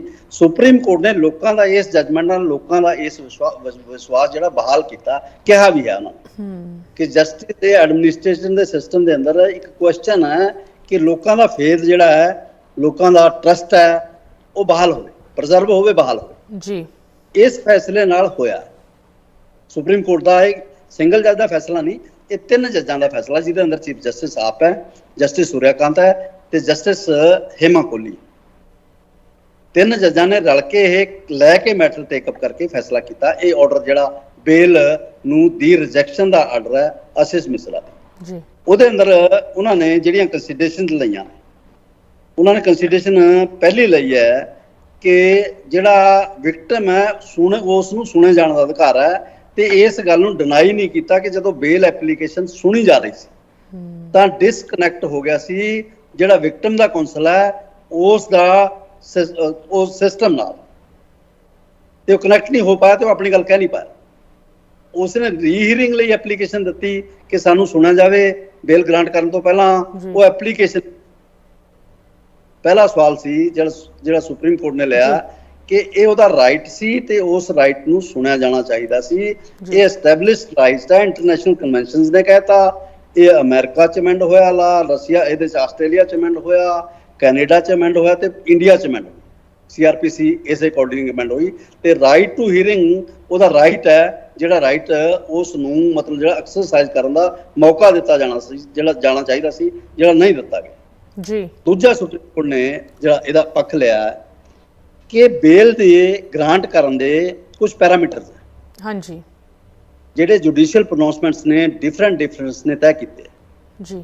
ਬੇਲ ਗ੍ਰਾਂਟ ਕਰਨ ਦੇ ਪੈਰਾਮੀਟਰਸ ਹੈ, ਸਭ ਤੋਂ ਪਹਿਲਾ ਜਿਹੜਾ ਪੈਰਾਮੀਟਰ ਹੈ ਕਿ ਪ੍ਰੀਮਾ ਫਸਾਈ ਜਾਂ ਰੀਜ਼ਨੇਬਲ ਇਹ ਲੱਗਦਾ ਹੈ ਕਿ ਬੰਦਾ ਨੇ ਕ੍ਰਾਈਮ ਕੀਤਾ ਜੀ, ਉਹਦੀ ਡੂੰਘਾਈ 'ਚ ਨਹੀਂ ਜਾਣਾ, ਪ੍ਰੀਮਾ ਫਸਾਈ ਦੇਖਣਾ ਉਸਨੂੰ, ਮਤਲਬ ਉੱਪਰਲੀ ਨਜ਼ਰ ਨਾਲ, ਉੱਪਰੀ ਨਜ਼ਰ ਨਾਲ ਜੇ ਤੁਸੀਂ ਦੇਖਦੇ ਹੋ ਵੀ ਇਹ ਕ੍ਰਾਈਮ ਕੀਤਾ। ਦੂਜਾ ਹੈ ਉਸਦਾ ਵੀ ਉਹ ਜਿਹੜੇ ਦੋਸ਼ ਹੈ ਉਹ ਕਿੰਨੇ ਕੁ ਗੰਭੀਰ ਹੈ ਜੀ, ਜਿਹੜੇ ਉਹ ਤੇ। ਤੀਜੀ ਹੈ ਜਿਹੜੀ ਸਜ਼ਾ ਹੈ ਉਹਨਾਂ ਦੋਸ਼ਾਂ ਦੇ ਬਦਲੇ ਉਹਨੂੰ ਦੇਣੀ ਹੈ, ਉਹ ਸਜ਼ਾ ਦੀ ਜਿਹੜਾ ਪ੍ਰਾਵਧਾਨ ਹੈ ਉਹ ਕਿੰਨਾ ਕੁ ਸਖਤ ਹੈ।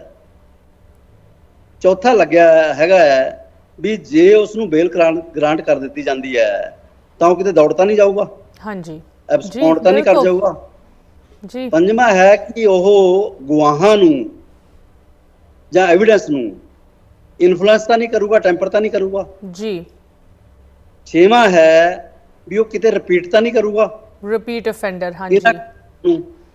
ਫਿਰ ਸੱਤਵਾਂ ਹੈ ਕਿ ਉਹਦਾ ਬਿਹੇਵੀਅਰ ਕੀ ਹੈ, ਉਹਦਾ ਕਰੈਕਟਰ ਕੀ ਹੈ, ਉਹਦੇ ਸਾਧਨ ਕਿਦਾਂ ਦੇ ਹੈ, ਮਤਲਬ ਜਿਹੜੇ ਹੈ, ਤੇ ਉਹ ਸਾਰੀਆਂ ਗੱਲਾਂ ਕੰਸੀਡਰ ਕਰਕੇ ਉਹਦੀ ਪੋਜੀਸ਼ਨ ਕੀ ਹੈ ਸਮਾਜ ਦੇ ਅੰਦਰ, ਉਹ ਸਾਰੀਆਂ ਗੱਲਾਂ ਕੰਸੀਡਰ ਕਰਕੇ ਫਿਰ ਗ੍ਰਾਂਟ ਜਾਂ ਨੌਨ ਗ੍ਰਾਂਟ ਬੇਲ ਦਾ ਕਰਨਾ। ਹਾਈ ਕੋਰਟ ਨੇ ਇੱਕ ਵੀ ਗੱਲ ਜਿਹੜੀਆਂ ਬੇਲ ਦੇ ਬੇਸਿਕ ਪ੍ਰਿੰਸੀਪਲਸ ਹੈ ਜਾਂ ਪੈਰਾਮੀਟਰਸ ਹੈ ਬੇਸ ਦੇ, ਇੱਕ ਵੀ ਡਿਸਕਸ ਨਹੀਂ ਕੀਤੀ, ਸਿੱਕ ਵੀ ਜਿਹੜੀਆਂ ਕੀਤੀਆਂ ਮਤਲਬ ਹਾਈ ਕੋਰਟ ਨੇ ਉਹਨਾਂ ਦਾ ਬੇਲ ਗ੍ਰਾਂਟ ਕਰਨ ਨਾਲ ਕੋਈ ਤਾਲੁਕ ਹੀ ਹੈ ਜੇ ਤੁਸੀਂ ਇਹ ਤੈਅ ਕਰ ਦਿੰਦੇ ਹੋ ਬੇਲ ਗ੍ਰਾਂਟ ਕਰਦੇ ਹੋਏ ਕਿ ਜਿਹੜੀ ਉਹ ਗੋਲੀਆਂ ਨਾਲ ਡੈਥ ਨਹੀਂ ਹੋਈ ਜੀ, ਇੰਜਰੀ ਪੋਸਟਮਾਰਟਮ ਦੇ ਅੰਦਰ ਨਹੀਂ ਆਈ, ਇਹਦਾ ਮਤਲਬ ਤੁਸੀਂ ਮੈਰਿਟ ਤੇ ਫੈਸਲਾ ਕਰ ਰਹੇ ਹੋ ਜੀ।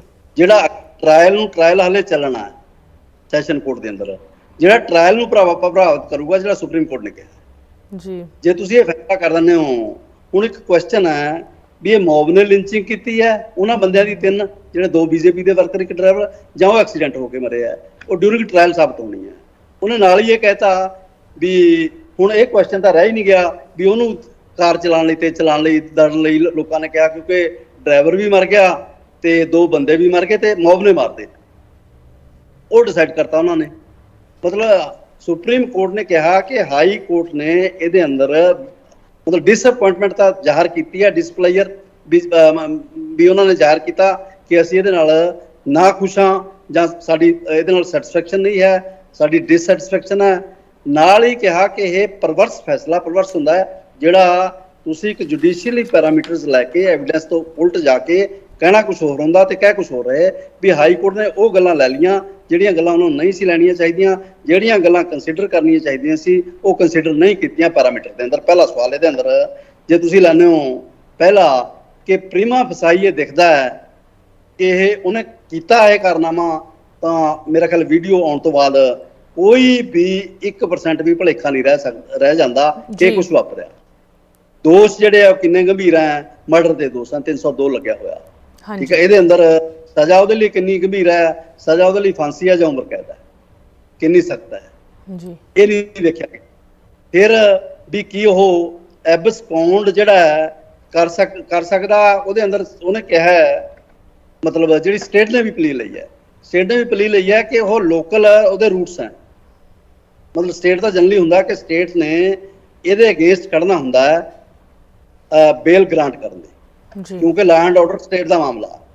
ਉੱਥੇ ਉਹਨਾਂ ਨੇ ਮਤਲਬ ਜਿਹੜਾ ਪੇਸ਼ ਹੋਇਆ ਮਹੇਸ਼ ਜੇਠਮਲਾਨੀ ਸਟੇਟ ਵੱਲੋਂ ਪੇਸ਼ ਹੋਇਆ। ਸਟੇਟ ਵੱਲੋਂ 3 ਗੱਲਾਂ ਸਟੇਟ ਨੇ ਜਿਹੜੀਆਂ ਕਹੀਆਂ, ਤਿੰਨੇ ਗੱਲਾਂ ਉਹਨਾਂ ਦੀਆਂ ਮਤਲਬ ਆਲ ਟੂਗੈਦਰ ਅਗੇਂਸਟ ਲਾਅ, ਜਿਹੜਾ ਕੋਈ ਸਟੇਟ ਨੂੰ ਕਰਨਾ ਚਾਹੀਦਾ ਸੀ। ਲੱਗਦਾ ਵੀ ਸਟੇਟ ਜਿਹੜਾ ਅਕਿਊਜ਼ਡ ਹੈ ਉਹਦੀ ਸਪੋਰਟ ਕਰ ਰਹੀ ਹੈ।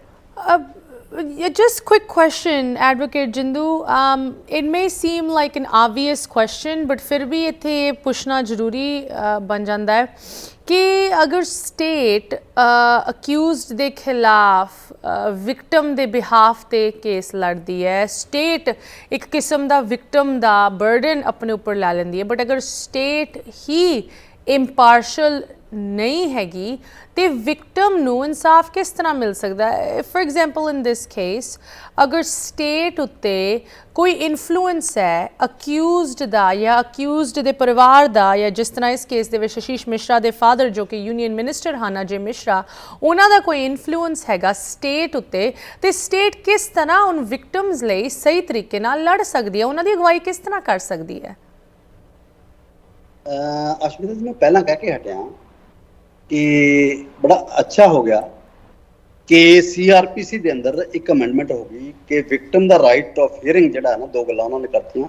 ਇੱਕ ਤਾਂ ਰਾਈਟ ਆਫ ਹੀਅਰਿੰਗ ਹੈ, ਇੱਕ ਉਹਨੂੰ ਕੰਪਨਸੇਟਰੀ ਜਸਟਿਸ ਵੀ ਦੇਣਾ ਹੈ।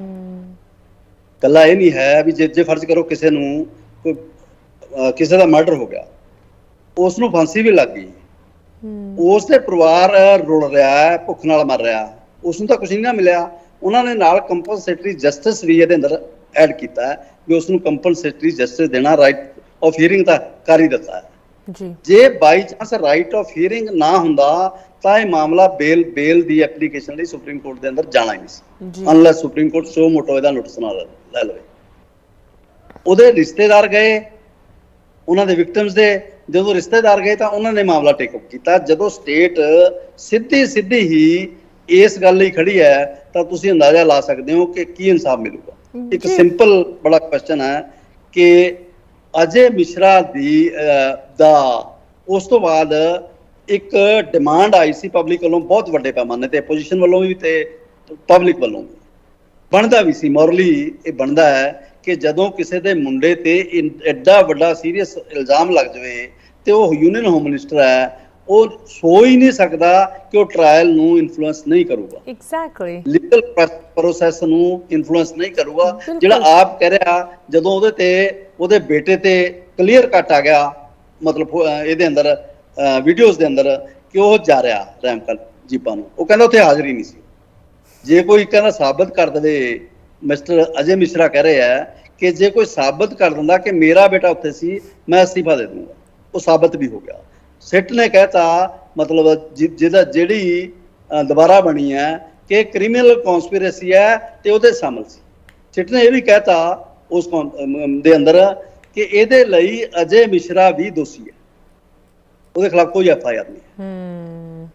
ਅੰਦਾਜ਼ਾ ਲਾਓ, ਜਿਹੜੀ ਗੱਡੀ ਥਾਰ ਹੈ, ਮਹਿੰਦਰਾ ਥਾਰ ਹੈ, ਹਾਂਜੀ, ਉਹ ਮਿਸਟਰ ਅਜੇ ਮਿਸ਼ਰਾ ਦੇ ਨਾਂ ਤੇ ਹੈ ਜੀ। ਬਿਲਕੁਲ ਜੀ, ਕੋਈ ਗੱਡੀ ਮੇਰੀ ਗੱਡੀ ਹੈ, ਮੇਰੇ ਨਾਂ ਤੇ ਹੈ, ਮੇਰੀ ਗੱਡੀ ਲੈ ਕੇ ਕੋਈ ਕ੍ਰਾਈਮ ਕਰਦਾ ਜਾ ਕੇ, ਜਾਂ ਤਾਂ ਮੈਂ ਰਿਪੋਰਟ ਹੋਵੇ ਮੇਰੀ ਕਿ ਮੇਰੀ ਗੱਡੀ ਚੋਰੀ ਹੋ ਗਈ ਹੈ ਜੀ, ਮੈਂ ਕਿਤੇ ਡਿਸਓਨ ਕੀਤਾ ਹੋਵੇ, ਉਹ ਗੱਡੀ ਉਹਦੀ ਹੈ, ਉਹਦੀ ਗੱਡੀ ਲੈ ਕੇ ਵਰਤੀ ਗਏ ਹੈ, ਤਾਂ ਉਹ ਕਨਸਪੀਰੇਸ਼ਨ ਦੇ ਅੰਦਰ ਕਿਸ ਤਰ੍ਹਾਂ ਸ਼ਾਮਲ ਨਹੀਂ ਹੋ ਸਕਦਾ? ਉਹਦੇ ਤੇ ਚਾਰਜ ਬਣਦਾ So ਉਹਦੇ ਤੇ FIR ਨਹੀਂ ਹੋਈ ਹੈ। you know there's conspiracy ਵਾਲਾ ਐਂਗਲ ਤਾਂ ਬਹੁਤ ਹੀ ਡੂੰਘਾ ਹੈ ਇਸ ਕੇਸ ਦੇ ਵਿੱਚ, ਬਿਕੋਜ਼ ਕਾਫੀ ਚੀਜ਼ਾਂ ਸਪੈਸ਼ਲੀ ਸਿੰਸ ਜਿਸ ਤਰ੍ਹਾਂ ਤੁਸੀਂ ਪਹਿਲੇ ਵੀ ਕਿਹਾ ਹੈ ਕਿ ਅਜੇ ਮਿਸ਼ਰਾ ਦਾ ਆਪ ਦਾ ਬਿਆਨ ਆਇਆ ਹੋਇਆ ਹੈ ਕਿ ਤੁਸੀਂ ਨਹੀਂ ਸੁਧਰਦੇ ਤਾਂ ਮੈਂ ਸੁਧਾਰ ਦਿੰਦਾ ਤੁਹਾਨੂੰ, ਇਹੋ ਜਿਹੇ threatening loves kahe gaye hai, it's documented, but I want to talk about the long term impact is Supreme Court faisale nu leke ke legal system te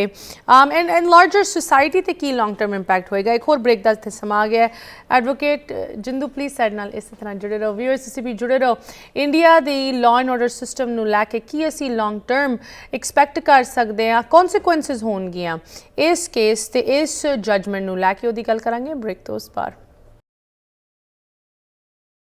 break ਤੋਂ ਬਾਅਦ ਇੱਕ ਵਾਰੀ ਫਿਰ ਸਾਰਿਆਂ ਨੂੰ ਸਵਾਗਤ ਕਰਦੇ ਹਾਂ। ਤੁਸੀਂ ਵੇਖ ਰਹੇ ਹੋ ਪ੍ਰੋਗਰਾਮ ਅੱਜ ਦਾ ਮੁੱਦਾ। ਲਖੀਮਪੁਰ ਖੇਰੀ ਨੂੰ ਲੈ ਕੇ ਵੱਖ-ਵੱਖ ਅਪਡੇਟਸ ਅਸੀਂ ਡਿਸਕਸ ਕਰ ਰਹੇ ਹਾਂ। ਕਾਨੂੰਨੀ ਪੱਧਰ ਤੇ ਕੀ ਕੁਝ ਡਿਵੈਲਪ ਹੋਇਆ ਇਸ ਸਟੋਰੀ ਦੇ ਵਿੱਚ, ਤੇ ਲੰਬੇ ਸਮੇਂ ਲਈ ਇਨ ਚੀਜ਼ਾਂ ਦੀ, ਇਨ ਡਿਵੈਲਪਮੈਂਟਸ ਦੀ ਕੀ ਇੰਪੈਕਟ ਅਸੀਂ ਵੇਖ ਸਕਦੇ ਹਾਂ, ਖਾਸ ਕਰਕੇ ਨਾ ਕਿ ਸਿਰਫ ਇੰਡੀਆ ਦੇ ਕਾਨੂੰਨੀ ਸਿਸਟਮ ਤੇ ਬਟ ਓਵਰਆਲ ਸੁਸਾਇਟੀ ਤੇ, ਜਿੱਥੇ ਲੋਕਾਂ ਨੂੰ ਸ਼ਾਇਦ ਇੰਡੀਅਨ ਸਿਟੀਜ਼ਨਸ ਨੂੰ ਉਹਨਾਂ ਵਿਸ਼ਵਾਸ ਨਹੀਂ ਰਿਹਾ ਸੀ ਆਪ ਦੇ ਲੀਗਲ ਸਿਸਟਮ ਤੇ, ਕੋਰਟਾਂ ਤੇ, ਜੱਜਸ ਤੇ, ਉਹ ਵਿਸ਼ਵਾਸ ਨੂੰ ਲੈ ਕੇ ਅੱਜ ਇਹ ਮੁੱਦਾ ਅਸੀਂ ਤੁਹਾਡੇ ਅੱਗੇ ਪੇਸ਼ ਕਰ ਰਹੇ ਹਾਂ। ਸਾਡੇ ਨਾਲ ਜੁੜੇ ਹਨ ਪੰਜਾਬ ਤੋਂ ਐਡਵੋਕੇਟ ਜੋਗਿੰਦਰ ਸਿੰਘ ਜਿੰਦੂ ਜੀ। ਇੱਕ ਵਾਰੀ ਫਿਰ ਐਡਵੋਕੇਟ ਜਿੰਦੂ ਪ੍ਰੋਗਰਾਮ ਦੇ ਵਿੱਚ ਤੁਹਾਨੂੰ ਵੈਲਕਮ ਬੈਕ ਕਰਦੇ ਹਾਂ। ਤੁਸੀਂ ਇੰਨੀ ਜਾਣਕਾਰੀ ਇੰਨੀ ਡਿਟੇਲ ਦੇ ਵਿੱਚ ਸਾਨੂੰ ਦੇ ਰਹੇ ਹੋ, ਬਟ ਸਿੰਪਲ ਸ਼ਬਦਾਂ ਦੇ ਵਿੱਚ ਦੱਸ ਰਹੇ ਹੋ ਤਾਂ ਕਿ ਸਾਨੂੰ ਵੀ ਪਤਾ ਲੱਗ ਰਿਹਾ ਕਿ ਐਗਜ਼ੈਕਟਲੀ ਸਿਗਨੀਫਿਕੈਂਸ ਕੀ ਹੈ, ਕੀ ਅਹਿਮੀਅਤ ਹੈਗੀ ਇਸ ਸੁਪਰੀਮ ਕੋਰਟ ਫੈਸਲੇ ਦੀ। 3 ਜੱਜਸ ਜਿਸ ਤਰ੍ਹਾਂ ਤੁਸੀਂ ਸਾਨੂੰ ਦੱਸਿਆ, ਉਹਨਾਂ ਨੇ ਹਾਈ ਕੋਰਟ ਇਲਾਹਾਬਾਦ ਦੇ ਬੇਲ ਆਰਡਰ ਦੇ ਖਿਲਾਫ ਆਪ ਦੀ ਜਜਮੈਂਟ ਦਿੱਤੀ, ਜਿਹਦੇ ਕਰਕੇ ਇੱਕ ਵਾਰੀ ਫਿਰ ਲਖੀਮਪੁਰ ਖੇਰੀ ਦੇ ਮੇਨ ਅਕਿਊਜ਼ਡ ਅਸ਼ੀਸ਼ ਮਿਸ਼ਰਾ ਵਾਪਸ ਜੇਲ੍ਹ ਵਿੱਚ ਹਨ। ਸੋ ਜੋ ਤਾਂ ਡਿਟੇਲ ਸੀਗੀਆਂ ਇਸ ਕੇਸ ਦੀ ਤੁਸੀਂ ਸਾਨੂੰ ਦੱਸ ਦਿੱਤੀਆਂ, ਬਟ ਅਗਰ ਅਸੀਂ ਲੌਂਗ ਟਰਮ ਇੰਪੈਕਟ ਦੀ ਗੱਲ ਕਰਨੀ ਹੋਏ, first let's talk about the legal impact. ਇਸ ਫੈਸਲੇ ਦਾ ਸੁਪਰੀਮ ਕੋਰਟ ਵੱਲੋਂ ਲੀਗਲ ਇੰਪੈਕਟ ਕੀ ਅਸੀਂ ਐਕਸਪੈਕਟ ਕਰ ਸਕਦੇ ਹਾਂ? ਅਸ਼ਮਿਤਾ ਜੀ, ਜਿਹੜੇ ਪਾਸੇ ਸੋਸਾਇਟੀ ਜਾ ਰਹੀ ਹੈ ਨਾ, ਸੋਸਾਇਟੀ ਕਹਿ ਤਾਂ ਰਹੇ ਹਾਂ ਅਸੀਂ ਸਿਵਲਾਈਜੇਸ਼ਨ ਵਾਲੇ ਪਾਸੇ ਜਾ ਰਹੀ ਹੈ, ਪਰ ਸੋਸਾਇਟੀ ਅਨਸਿਵਲਾਈਜ਼ਡ ਹੁੰਦੀ ਜਾ ਰਹੀ ਹੈ। ਉਹਦੇ ਦੇਅਰ ਸੋ ਮੈਨੀ ਰੀਜ਼ਨਸ, ਪਰ ਜਿਹੜੇ ਜ਼ਿਆਦਾ ਵੱਡੇ ਰੀਜ਼ਨ ਹੈ, ਜਿਨ੍ਹਾਂ ਨੂੰ ਤੁਸੀਂ ਵਿਜ਼ੀਬਲੀ ਦੇਖ ਸਕਦੇ ਹੋ, ਤਾਂ ਜਿਨ੍ਹਾਂ ਲੋਕਾਂ ਦੇ ਜ਼ਿੰਮੇਵਾਰੀਆਂ ਹੈ ਇੱਥੇ ਸੋਸਾਇਟੀ ਨੂੰ ਸਿਵਲਾਈਜ਼ ਕਰਨ ਦੀਆਂ, ਉਹ ਆਪ ਅਨਸਿਵਲਾਈਜ਼ਡ ਹੈ। ਮੈਂ ਇੱਕ ਵਾਰੀ ਕਿਹਾ ਸੀ ਤੁਹਾਡੇ ਚੈਨਲ ਤੇ ਹੀ ਕਿ ਜੇ ਪਿਛਲੀ ਪਾਰਲੀਮੈਂਟ ਨਾਲੋਂ ਇਸ ਪਾਰਲੀਮੈਂਟ ਦੇ ਅੰਦਰ 33% ਜੇ ਪਹਿਲਾਂ ਕ੍ਰਿਮੀਨਲ ਸੀ, ਜੇ 34 ਹੋ ਜਾਂਦੇ ਤਾਂ ਚਿੰਤਾ ਦਾ ਵਿਸ਼ਾ ਨਹੀਂ ਸੀ। ਚਿੰਤਾ ਦਾ ਵਿਸ਼ਾ ਇਹ ਹੈ ਕਿ 40 ਹੋ ਗਏ, ਕਿ ਸਪੀਡ ਜਿਹੜੀ ਹੈ ਕ੍ਰਿਮੀਨਲਾਈਜੇਸ਼ਨ ਆਫ ਦੀ ਪੋਲਿਟਿਕਸ ਦੀ ਬਹੁਤ ਤੇਜ਼ ਹੈ। ਜੇ ਸਪੀਡ ਚੱਲਦੀ ਰਹੀ ਇਸੇ ਤਰ੍ਹਾਂ ਹੀ ਤਾਂ ਫਿਰ ਸਾਰੇ ਲਾਅ ਜਿਹੜੇ ਆ ਨਾ, ਹੁਣ ਤਾਂ ਅਜੇ ਤਾਂ ਲਾਅ ਠੀਕ ਵੀ ਪਾਸ ਹੁੰਦੇ ਆ, ਤਾਂ ਫਿਰ ਸਾਰੇ ਲਾਅ ਕ੍ਰਿਮੀਨਲ ਦੇ ਹੱਕ 'ਚ ਪਾਸ ਹੋ ਜਾਣਗੇ। ਫਿਰ ਤਾਂ ਕਹਿਣਗੇ ਡਕੈਤੀ ਵੀ ਠੀਕ ਹੈ ਤੇ ਰੇਪ ਵੀ ਠੀਕ ਹੈ, ਲੀਗਲ ਹੈ। ਬਿਲਕੁਲ ਹਾਂ, ਜੇ ਵੀ ਇਹਨੂੰ ਪਾਸ ਹੀ ਕਰ ਲਓ ਪਾਰਲੀਮੈਂਟ ਦੇ ਅੰਦਰ, ਕਰਨਾ ਤਾਂ ਹੈ ਹੀ ਇਹ ਕੁਛ। ਮਤਲਬ ਇਹ ਇੱਕ ਐਸੀ ਘਟਨਾ ਹੈ ਜਿਸ ਘਟਨਾ ਨੇ ਸੁਸਾਇਟੀ ਨੂੰ ਦੱਸ ਦਿੱਤਾ ਕਿ ਸੁਸਾਇਟੀ ਕਿਹੜੇ ਪਾਸੇ ਜਾ ਰਹੀ ਹੈ, ਅਸੀਂ ਕਿੱਧਰ ਲੈ ਕੇ ਜਾ ਰਹੇ ਹਾਂ। ਜਿਨ੍ਹਾਂ ਲੋਕਾਂ ਦੀ ਜ਼ਿੰਮੇਵਾਰੀਆਂ ਇਸ ਨੂੰ ਲਾ ਐਂਡ ਆਰਡਰ ਨੂੰ ਮੇਨਟੇਨ ਕਰਨਾ, ਉਹ ਲਾ ਐਂਡ ਆਰਡਰ ਦੇ ਪਰਖ 'ਚ ਸ਼ਰੇਆਮ ਦਿਨ ਦਿਹਾੜੇ ਐਨ ਮਤਲਬ ਗਲੀ ਬਾਜ਼ਾਰ 'ਚ ਕੂਚਿਆਂ 'ਚ ਉਡਾ ਰਹੇ ਹੈ। ਉਹ ਕਾਨੂੰਨ ਦੇ ਰਾਖੇ ਹੀ ਕਾਨੂੰਨ ਨੂੰ ਤੋੜ ਰਹੇ ਹੈ। ਇਹ ਇੱਕ ਸੁਸਾਇਟੀ ਨੂੰ ਮੈਸੇਜ, ਮਤਲਬ ਬੜਾ ਨੈਗੇਟਿਵ ਮੈਸੇਜ ਆ ਰਿਹਾ, ਤੇ ਇੱਕ ਡਾਇਰੈਕਸ਼ਨ ਹੈ, ਜਿਹੜੀ ਡਾਇਰੈਕਸ਼ਨ ਸੁਸਾਇਟੀ ਕਿਹੜੀ ਲੈ ਰਹੀ ਹੈ ਉਹ ਜਾ ਰਹੀ। ਹੁਣ ਕਈ ਚੀਜ਼ਾਂ ਨੇ ਜਿਨ੍ਹਾਂ ਤੇ ਲੋਕਾਂ ਦਾ ਵਿਸ਼ਵਾਸ ਜਿਹੜਾ ਹੈ ਬਣਿਆ ਸੀ ਕਿ ਸ਼ਾਇਦ ਐਡਮਿਨਿਸਟ੍ਰੇਸ਼ਨ ਅਜ਼ਰਟ ਕਰੂਗਾ, ਪੁਲਿਸ ਅਜ਼ਰਟ ਕਰੂਗਾ, ਉਹ ਇੱਕ ਨੈਕਸਸ ਬਣ ਗਿਆ। ਉਸ ਗੱਲ ਤੋਂ ਵਿਸ਼ਵਾਸ ਲੋਕਾਂ ਦਾ ਉੱਠ ਗਿਆ ਕਿ ਪੁਲਿਸ, ਬਿਊਰੋਕਰੈਟਸ ਤੇ ਪੋਲੀਟੀਸ਼ੀਅਨਸ ਇਹ ਰਲ ਕੇ ਇੱਕ ਐਸਾ ਨੈਕਸਸ ਆਇਆ ਜਿਨ੍ਹਾਂ ਨੇ ਸਮਾਜ ਦਾ ਸਾਰਾ ਸਿਸਟਮ ਹਥਿਆ ਲਿਆ ਤੇ ਉਸ ਨੂੰ ਨੈਗੇਟਿਵ ਪਾਸੇ ਲੈ ਕੇ ਜਾ ਰਹੇ। ਫਿਰ ਪਿੱਛੇ ਜੁਡੀਸ਼ੀਅਰੀ ਬਚੀ ਸੀ, ਪ੍ਰੈਸ ਬਚੀ ਸੀ ਜਿਹੜੀ ਇਸ ਨੂੰ ਨੰਗਾ ਕਰਦੀ ਸੀ। ਪ੍ਰੈਸ ਨੇ ਵੀ ਪਿਛਲੇ ਅਰਸੇ ਦੇ ਅੰਦਰ ਜੋ ਕੁਝ ਵਾਪਰਿਆ, ਪ੍ਰੈਸ ਦੀ ਕ੍ਰੈਡੀਬਿਲਿਟੀ ਵੀ ਡਾਊਨ ਹੋਈ ਆ। ਉਹ ਵੀ ਇੱਕ ਪਿਲਰ ਸੀ ਇਸ ਸੋਸਾਇਟੀ ਜੀ, ਜਿਹੜੀ ਜਿਹਨੂੰ ਤੁਸੀਂ ਕਹੋਗੇ ਕਿ ਇੰਡੀਪੈਂਡੈਂਟ ਪ੍ਰੈਸ ਹੈ, ਜਿਹੜੀ ਅਸਲ ਦੇ ਅੰਦਰ ਜਾਂ ਜਿਹੜੀ ਖੋਜੀ ਕੰਮ ਕਰਦੇ ਆ, ਜਿਹੜੇ ਜਾ ਕੇ ਸਾਰੀ ਇਨਵੈਸਟੀਗੇਸ਼ਨ ਕਰਕੇ, ਉਹ ਪ੍ਰੈਸ ਨੇ ਵੀ ਉਹ ਰੋਲ ਨਹੀਂ ਨਿਭਾਉਣਾ ਛੱਡ ਦਿੱਤਾ ਹੈ। ਪ੍ਰੈਸ ਦਾ ਰੋਲ ਘਟ ਗਿਆ। ਫਿਰ ਜੁਡੀਸ਼ੀਅਰੀ ਤੋਂ ਤਵੱਕੋ ਲੋਕ ਕਰਦੇ ਸੀ ਕਿ ਜੁਡੀਸ਼ੀਅਰੀ ਜਿਹੜੀ ਹੈ ਉਹ ਇਸ ਸਿਸਟਮ ਦੇ ਅੰਦਰ ਇਹਨਾਂ ਦੀ ਜਿਹੜੀ ਆਰਬਿਟਰੀਨੈਸ ਹੈ, ਜਿਹੜਾ ਇਹ ਜੰਗਲ ਰਾਜ ਬਣਾ ਰਹੇ ਹੈ, ਉਸ ਨੂੰ ਰੋਕਣ ਲਈ ਇੱਕ ਥੰਮ ਦੇ ਤੌਰ ਤੇ ਕੰਮ ਕਰੂਗੀ, ਮਤਲਬ ਉਹ 'ਤੇ ਲਾਊਗੀ, ਬੰਦਸ਼ਾਂ ਲਾਊਗੀ। ਮੈਂ ਪਹਿਲਾਂ ਕਹਿ ਕੇ ਹਟਿਆ, ਮੈਂ ਰਿਪੀਟ ਨਹੀਂ ਕਰੂੰਗਾ ਉਸੇ ਗੱਲ ਨੂੰ ਕਿ ਜੁਡੀਸ਼ੀਅਰੀ ਦੀ ਕ੍ਰੈਡੀਬਿਲਿਟੀ ਵੀ ਲੂਜ਼ ਹੋਈ ਸੀ। ਜੇ ਜੁਡੀਸ਼ੀਅਰੀ ਨੇ ਆਪਣੀ ਕ੍ਰੈਡੀਬਿਲਿਟੀ ਪਿਛਲੇ ਸਮੇਂ ਦੇ ਅੰਦਰ ਕੁਝ ਘਟਨਾਵਾਂ 'ਚ ਬਣਾਈ ਹੈ ਤਾਂ ਉਸ ਸੋਸਾਇਟੀ ਲਈ ਇੱਕ ਚੰਗਾ ਸੰਕੇਤ ਹੈ ਕਿ ਅਸੀਂ ਵੀ ਸਾਡੇ ਕੋਲ ਇੱਕ ਇਹੋ ਜਿਹਾ ਸਿਸਟਮ ਹੈਗਾ ਹੈ ਕਿ ਅਸੀਂ ਉਹ ਕੁਝ ਨਹੀਂ ਕਰਨ ਦਿਆਂਗੇ ਜਿਹੜਾ ਕੁਝ ਸਿੱਧੇ, ਜਿਹਨੂੰ ਤੁਸੀਂ ਨੰਗੀ ਚਿੱਟੀ ਗੁੰਡਾਗਰਦੀ ਕਹਿ ਸਕਦੇ ਹੋ, ਨੰਗਾ ਨਾਚ ਉਸਦਾ, ਵੀ ਉਸ ਨਹੀਂ ਹੋਣ ਦਿਆਂਗੇ। ਅਸੀਂ ਜੇ ਜੁਡੀਸ਼ੀਅਰੀ ਇਹਦੇ 'ਚ ਇੰਟਰਵਿਊ ਨਾ ਕਰਦੀ ਇਸੇ ਘਟਨਾ ਦੇ ਅੰਦਰ, ਨਾ ਤਾਂ ਉਹਦੇ ਮੁੰਡੇ ਤੇ ਕਤਲ ਦੀ FIR ਲੌਜ ਹੋਣੀ ਸੀ। ਉਹ ਕਹਿੰਦਾ ਇਨਵੈਸਟੀਗੇਸ਼ਨ ਦੇ ਅੰਦਰ ਹੀ ਕੱਢ ਦਿੱਤਾ ਜਾਂਦਾ ਕਿ ਮੁੰਡਾ ਤਾਂ ਉਹਦਾ ਸ਼ਾਮਲ ਹੀ ਨਹੀਂ ਸੀ ਉਹਦੇ ਅੰਦਰ ਜੀ। ਜੇ ਇਨਵੈਸਟੀਗੇਸ਼ਨ ਦੀ ਹੀ ਇਸ ਤਰ੍ਹਾਂ ਦੀ ਟੀਮ ਨਾਲ ਬਣਾਈ ਜਾਂਦੀ, ਜਿਹੜੀ ਟੀਮ ਨੇ 500 ਪੇਜ ਦੀ ਰਿਪੋਰਟ ਦੇ ਕੇ ਉਹਦਾ ਸੱਚ ਜਿਹੜਾ ਹੈ ਕਿ ਅਸਲ ਦੇ ਅੰਦਰ ਉੱਤੇ ਵਾਪਰਿਆ ਕੀ ਹੈ, ਉਹ ਚਾਰਜਸ਼ੀਟ ਜਿਹੜੀ ਫਾਈਲ ਕੀਤੀ ਹੈ ਉਸ ਇਨਵੈਸਟੀਗੇਸ਼ਨ ਟੀਮ ਨੇ, ਜਿਹੜੀ ਇੱਕ ਹਾਈ ਕੋਰਟ ਦੇ ਜੱਜ ਦੀ ਉਹਦੇ ਅੰਦਰ ਬਣਾਈ ਗਈ ਹੈ, ਤੇ ਫਿਰ ਜਿਹੜਾ ਇਹ ਫੈਸਲਾ ਹੈ, ਜਿਹੜਾ ਫੈਸਲਾ ਮਤਲਬ ਕੀਤਾ ਹੈ ਹੁਣ ਉਹਦੀ ਬੇਲ ਨੂੰ ਰਿਜੈਕਟ ਕਰਨ ਦਾ, ਉਸਨੇ ਇੱਕ ਸੰਕੇਤ ਦਿੱਤਾ ਹੈ ਕਿ ਜ਼ਰੂਰੀ ਨਹੀਂ ਕਿ ਤੁਸੀਂ ਜੇ ਬਹੁਤ ਵੱਡੀ ਪੋਜੀਸ਼ਨ 'ਚੋਂ ਤੁਸੀਂ ਮਨਮਾਨੀਆਂ ਕਰਦੇ ਰਹੋ। ਜ਼ਰੂਰੀ ਕਿ ਤੁਸੀਂ ਮਤਲਬ ਸਾਰਾ ਕੁਝ ਆਪਣੇ ਥੱਲੇ ਕਰਕੇ, ਐਡਮਿਨਿਸਟ੍ਰੇਸ਼ਨ, ਪੁਲਿਸ, ਬਾਕੀ ਸਾਰਾ ਪ੍ਰਬੰਧ ਕਰਕੇ, ਗੁੰਡਾਗਰਦੀ ਕਰਕੇ ਖੁੱਲੇ ਫਿਰਦੇ ਰਹੋ ਜੀ, ਵੀ ਤੁਹਾਨੂੰ ਅੰਦਰ ਸਲਾਖਾਂ ਦੇ ਪਿੱਛੇ ਜਾਣਾ ਹੀ ਪੈਣਾ ਤੇ ਕਾਨੂੰਨ ਨੇ ਆਪਣਾ ਰੁਖ ਜਿਹੜਾ ਲੈਣਾ। ਉਸ ਕਰਕੇ ਇਸ ਨੇ ਇੱਕ ਚੰਗਾ ਸੰਕੇਤ, ਇਸ ਆਰਡਰ ਨੇ, ਸੁਪਰੀਮ ਕੋਰਟ ਦਾ ਜਿਹੜਾ ਆਰਡਰ ਹੈ, ਇਸ ਨੇ ਇੱਕ ਚੰਗਾ ਸੰਕੇਤ ਸੋਸਾਇਟੀ ਲਈ ਦਿੱਤਾ ਤੇ ਹੈਲਦੀ ਹੈ। ਤੇ ਇਸ ਨੂੰ ਜਸਟਿਸ ਡਿਲੀਵਰੀ ਸਿਸਟਮ ਨੂੰ ਬਰਕਰਾਰ ਰੱਖਣ ਦੀ ਲੋੜ ਤਾਂ ਕਿ ਉਹ ਟ੍ਰੈਂਡ ਜਿਹੜਾ ਲੋਕਾਂ ਦੇ ਅੰਦਰ ਇੱਕ ਵਿਸ਼ਵਾਸ ਟੁੱਟਿਆ ਜੁਡੀਸ਼ੀਅਰੀ ਪ੍ਰਤੀ, ਤਾਂ ਉਹ ਵਿਸ਼ਵਾਸ ਵੱਜੇ, ਦੁਬਾਰਾ ਬਣੇ, ਬਰਕਰਾਰ ਜੀ। ਇਸ ਲਈ ਇਹ ਸੋਸਾਇਟੀ ਨੂੰ, ਜਿੱਥੇ ਬਾਕੀ ਸੰਕੇਤ ਮਾੜੇ ਹੈ ਵੀ ਸਮਾਜ ਕਿਹੜੇ ਪਾਸੇ ਜਾ ਰਿਹਾ, ਇੱਕ ਇਹ ਸੰਕੇਤ ਇੱਕ ਚੰਗਾ ਸੰਕੇਤ ਹੈ ਕਿ ਇੱਥੇ ਹੈ ਕੋਈ ਨਾ ਕੋਈ ਐਸੀ ਮਤਲਬ ਸਾਡੇ ਸਿਸਟਮ ਦੇ ਅੰਦਰ ਇੰਸਟੀਟਿਊਸ਼ਨ ਐਗਜ਼ਿਸਟ ਕਰਦੀ ਹੈ, ਜਿਸ ਇੰਸਟੀਟਿਊਸ਼ਨ ਨੇ ਆਪਣਾ ਜਿਹੜਾ ਮਤਲਬ ਦਿਖਾਇਆ ਕਿ ਮੈਂ ਇੱਥੇ ਹੈਗਾ ਤੇ ਅਸੀਂ ਤੁਹਾਡੇ ਨਹੀਂ ਹੋਣ ਦਿਆਂਗੇ ਇਸ ਤਰ੍ਹਾਂ ਜਿਹੜਾ ਤੁਸੀਂ ਕਰ ਰਹੇ ਜੀ। Ji, so once again, I think Advocate Jindu, सानू इस headline ਨੂੰ ਸੁਣ ਕੇ ਇਹ ਨਹੀਂ ਸੋਚਣਾ ਚਾਹੀਦਾ ਇਹ ਇੱਕ ਹੋਰ headline ਹੈਗੀ ਇਸ ਕੇਸ ਦੇ ਵਿੱਚ। ਇਸ ਹੈਡਲਾਈਨ ਦਾ ਇਸ ਲਖੀਮਪੁਰ ਖੇਰੀ ਕੇਸ ਤੇ ਵੀ ਤੇ ਓਵਰਆਲ ਲੀਗਲ ਸਿਸਟਮ ਤੇ ਲਾਰਜਰ ਸੁਸਾਇਟੀ ਤੇ ਬਹੁਤ ਵੱਡਾ ਇੰਪੈਕਟ ਹੋ ਰਿਹਾ। ਸੋ ਆਮ ਸੋ ਗਲੈਡ ਕਿ ਤੁਸੀਂ ਇਸ ਇੰਪੈਕਟ ਬਾਰੇ, ਇਸ ਅਹਿਮੀਅਤ ਬਾਰੇ ਸਾਨੂੰ ਜਾਣਕਾਰੀ ਦਿੱਤੀ। Of course it's a developing case, so ਜਿਸ ਤਰ੍ਹਾਂ ਹੋਰ ਇਹਦੇ ਵਿੱਚ ਅੱਗੇ ਅਪਡੇਟਸ ਆਉਂਦੀਆਂ ਅਸੀਂ ਵਿਊਅਰਸ ਦੇ ਨਾਲ ਉਹਨਾਂ ਨੂੰ ਸਾਂਝੀ ਕਰਦੇ ਰਵਾਂਗੇ ਤੇ ਉਮੀਦ ਹੈ ਕਿ ਤੁਸੀਂ ਵੀ ਸਾਡੇ ਨਾਲ ਆਉਣ ਵਾਲੇ ਸਮੇਂ ਦੇ ਵਿੱਚ ਇੱਕ ਵਾਰੀ ਫਿਰ ਜੁੜ ਕੇ ਸਾਨੂੰ ਇਹ ਸਾਰੀ ਚੀਜ਼ਾਂ ਸਮਝਾਓਗੇ।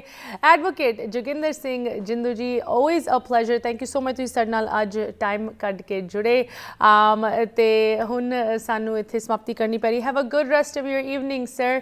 ਸਤਿ ਸ੍ਰੀ ਅਕਾਲ। ਸਤਿ ਸ੍ਰੀ ਅਕਾਲ ਜੀ। ਇੱਥੇ ਹੀ ਪ੍ਰੋਗਰਾਮ ਦੀ ਸਮਾਪਤੀ ਕਰਦੇ ਹਾਂ। ਵਨਸ ਅਗੇਨ ਇਹ ਡਿਵੈਲਪਿੰਗ ਸਟੋਰੀ ਹੈ ਐਂਡ ਕਿਸਾਨ ਮੋਰਚੇ ਦੀ ਭਾਵੇਂ ਅੱਜ ਦੀ ਡੇਟ ਦੇ ਵਿੱਚ ਜ਼ਿਆਦਾ ਗੱਲ ਨਹੀਂ ਹੁੰਦੀ, ਇੱਕ ਕਾਨੂੰਨੀ ਪੱਧਰ ਤੇ ਇਸ ਕੇਸ ਦੀ ਗੱਲ ਕਰਨੀ ਬਹੁਤ ਜ਼ਰੂਰੀ ਹੈ। ਸਿਰਫ ਇੱਕ ਮਾਮੂਲੀ ਹੈਡਲਾਈਨ ਨਹੀਂ ਹੈਗੀ, ਹਲੇ ਵੀ ਇਨਸਾਫ, ਜਸਟਿਸ ਪੈਂਡਿੰਗ ਹੈ ਇਸ ਕੇਸ ਦੇ ਵਿੱਚ। ਬਟ ਅਸੀਂ ਇਹ ਕਹਿ ਸਕਦੇ ਹਾਂ ਕਿ ਇੱਕ ਸਟੈਪ ਸਹੀ ਡਾਇਰੈਕਸ਼ਨ ਦੇ ਵਿੱਚ ਲਿੱਤਾ ਗਿਆ ਹੈ ਇੰਡੀਆ ਦੀ ਸੁਪਰੀਮ ਕੋਰਟ ਵੱਲੋਂ, ਇੰਡੀਆ ਦੀ ਜਸਟਿਸ ਸਿਸਟਮ ਵੱਲੋਂ। ਸੋ ਦੇਖਦੇ ਹਾਂ ਕਿਸ ਤਰ੍ਹਾਂ ਅੱਗੇ ਇਹ ਕੇਸ ਵੱਧਦਾ ਹੈ ਤੇ ਕੀ ਨਤੀਜਾ ਨਿਕਲਦਾ ਹੈ। ਬਟ ਅੱਜ ਦੀ ਡੇਟ ਦੇ ਵਿੱਚ ਅਸੀਂ ਇਸ ਚੀਜ਼ ਦੇ ਨਾਲ ਹੌਸਲਾ ਰੱਖ ਸਕਦੇ ਹਾਂ ਕਿ Ashish Mishra, son of union minister Ajay Mishra, ਇੱਕ ਵਾਰੀ ਫਿਰ ਜੇਲ੍ਹ ਵਿੱਚ ਉਹਨਾਂ ਨੇ ਆਪਣੇ ਆਪ ਨੂੰ ਸਰੈਂਡਰ ਕਰ ਦਿੱਤਾ ਇਸ ਕੇਸ ਨੂੰ ਲੈ ਕੇ। ਇਸ ਮੁੱਦੇ ਨੂੰ ਜਾਂ ਸਾਡੇ ਗੈਸਟ ਲਈ ਸਾਡੇ ਲਈ ਕੋਈ ਕੁਐਸਚਨਸ ਕਮੈਂਟਸ ਕੰਸਰਨਸ ਤੁਸੀਂ ਜ਼ਰੂਰ ਸਾਨੂੰ ਲਿਖ ਸਕਦੇ ਹੋ info@justbroadcasting.com, ashmita@justbroadcasting.com। ਹੁਣ ਮੈਨੂੰ ਦਿਓ ਇਜਾਜ਼ਤ। ਸਤਿ ਸ੍ਰੀ ਅਕਾਲ।